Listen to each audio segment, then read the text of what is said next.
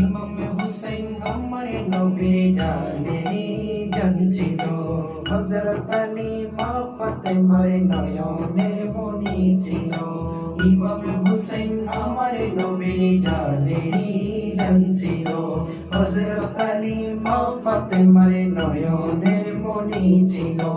কষ্ট সীমার আমার নবীর বুকেতে আঘাত দিল।